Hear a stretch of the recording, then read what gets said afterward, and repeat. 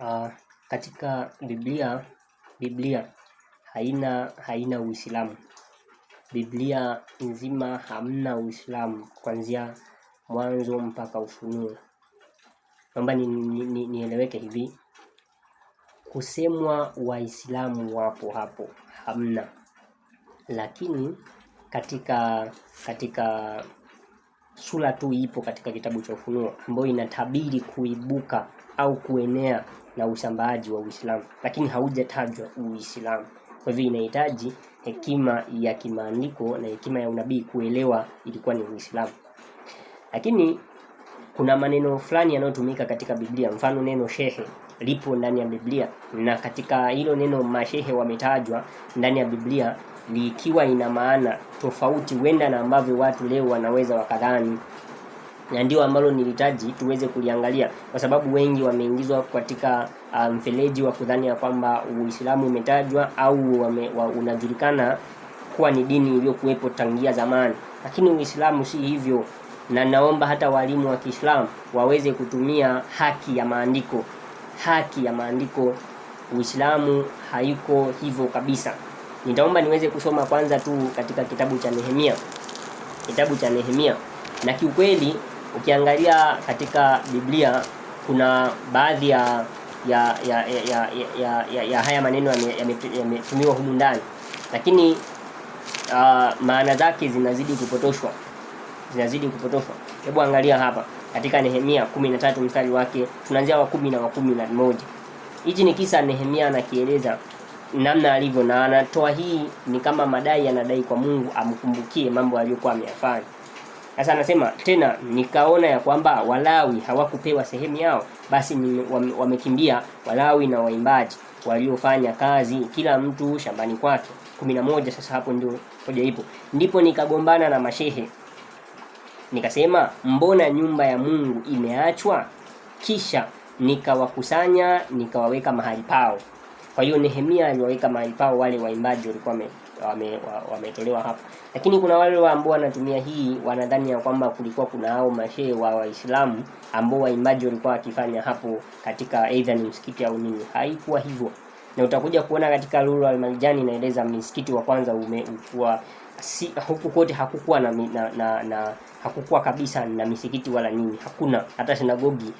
Ni kitu ambacho tu watu wanatoa tafsiri tofauti. Si msikiti kusema ni msikiti wa Arabu, ila kwa sababu si mada, twende moja kwa moja.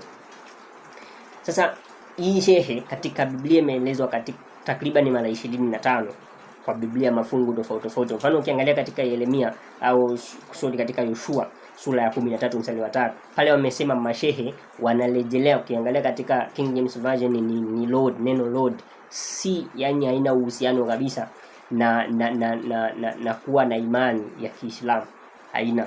Lakini shehe maana yake ni hili neno, of course kwa nature ni neno la Kiarabu. Ujue Kiswahili kina upungufu fulani, na ni tabia ya lugha inakuwa ikitohoa maneno fulani kutoka kwenye lugha nyingine. Kwa hivyo hii ni kati ya neno lililotoholewa kutoka kwenye lugha ya Kiarabu. Sasa lina maana yake. Sasa hebu tuangalie katika kamusi kwanza, tujue neno shehe lina maana ngapi na linamaanisha nini, ili watu waweze kuelewa. Najua kuna mwingine, kila mtu anaitwa shehe na ana sifa ya kuwa shehe. Sifa ziko mbili. Ya kwanza amesema mtu mwenye elimu ya dini ya Kiislamu na ambaye aghalabu huifundisha kwa watu wengine. Kwa hivyo mtu mwenye elimu ya Kiislamu si ni Muislamu. Shehe sio Muislamu. Shehe ni yule ambaye ana elimu ya Kiislamu kwa maana ya kwanza ya kamusi. Kwa hivyo hata vile mimi nina elimu ya Kiislamu, ninafaa kuitwa shehe hata kama si Muislamu. Ni shehe mwenye elimu ya Kiislamu. Ya pili hapa chini anasema mzee anayeheshimiwa kwa ajili ya busara yake na mashauri anayotoa. Kwa hivyo hii maana ya pili. Sasa hii maana ya pili ya wazee hawa ndio waliotumika katika vitabu hivyo. Ukisoma hata katika kitabu cha Samueli wa kwanza vile utakuta hapo, unaona. Kwa hivyo yapo maneno mengi, kwa takriban hayo maneno niliyokutajia hapo. Lakini ikiwa inaelezea wale ni wazee, wazee, the lords. Ndio maana ukiangalia wale watu katika mfumo wa kimahakama, wale wako kwenye court of appeal wanaitwa lords, au kwenye supreme courts wanaitwa lords, ni wazee. Na ukiambiwa mtu akienda court of appeal anasema naenda kwa wazee, ni lords, hao ni mashehe, mzee. Kwa nini nasema hivyo? Kwa sababu ili ujue au uhakikishe tusemea kwamba ulikuwepo Uislamu, inawezekana watu wakazidi kuwakilisha. Unajua Muislamu wa kwanza hata si Muhammad. Muislamu wa kwanza ni mke wake, anaitwa Bi Khadija, ndio Muislamu wa kwanza kwa mujibu wa vitabu, si kwa mujibu wa maneno ya maustadhi. Ngoja nikusomee kitabu kimoja. Ndio hichi nasoma hapa. Kitabu cha historia ya Mtume Muhammad. Soma ukurasa wake wa 17. Anasema Muislamu wa kwanza ni mwanamke Bibi Khadija. Huyu ndio alikuwa Muislamu wa kwanza. Sasa jiulize, hapo nyuma hakukuwa na Waislamu wengine wowote. Ndio Uislamu umeanzia hapo. Kwa hivyo tukikuta huko hakuna Uislamu. Ndio ukiona katika kitabu cha Qur'an sura ya 6 mstari wa 14, Muhammad anaambiwa sema nimeamrishwa kuwa niwe wa kwanza katika wenye kusilimu, lakini hakuwahi kusilimu. Hata Muislamu hakuna, hata katika hadithi, hata wewe ni mwalimu wa Kiislamu anaweza akatoa, hata kama ni hadithi dhaifu, hakuna hadithi hata dhaifu inasema ya kwamba Muhammad ni Muislamu, hamna. Kwa hivyo yeye mwenyewe hakuwahi kusilimu. Muislamu wa kwanza ni mwanamke Bibi Khadija.